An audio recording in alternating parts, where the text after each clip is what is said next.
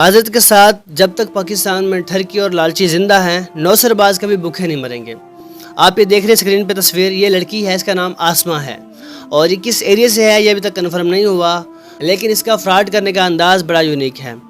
یہ کرتے کیا ہے، ساتھ اس کی ایک بوڑھی عورت ہوتی ہے اور یہ کہتی ہے کہ یہ میری ماں ہے، ساتھ ایک بوڑھا آدمی ہوتا ہے اور یہ کہتی ہے کہ یہ میرا باپ ہے۔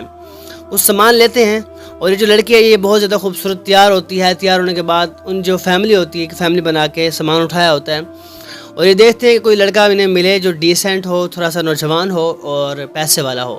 اس کے پاس جائیں گے اور یہ جو بڑا باپ بنا ہوگا یہ انہیں کہے گا کہ یار میں بہت غریب ہوں، ہمارے حالات بہت خراب ہیں، ہمارے پاس رہنے کی جگہ نہیں ہے، اور ایسے ہی باتیں کر رہے ہوتے ہیں اور باتوں باتوں میں کہتے ہیں کہ یہ ہماری جوان بیٹی ہے، اس کی ہم نے شادی بھی کرنی ہے، لیکن ہم غریب ہیں۔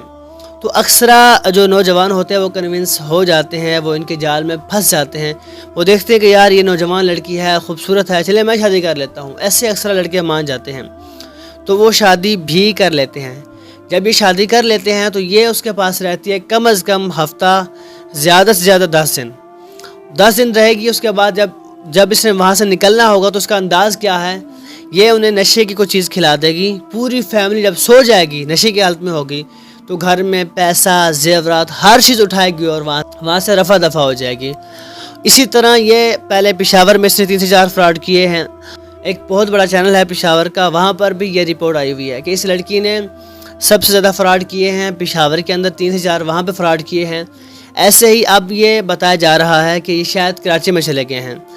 تو خدا را آپ اس جوڑے سے بچیں، ان کے فراڈ سے بچیں اور اپنی فیملی کو بچائیں، نہ آپ ایک خوبصورت لڑکی دیکھ کے جو ہے نا وہ بھوکے ہو جایا کریں اور کچھ بھی بھول جائیں۔ خیال کیا کریں یار، اور اس فراڈ سے جتنا ہو سکے آپ بچیں۔ تھینک یو سو مچ۔ دیجیے اپنے میزبان مزمل حسین کو اجازت۔ اللہ نگہبان۔ اللہ حافظ۔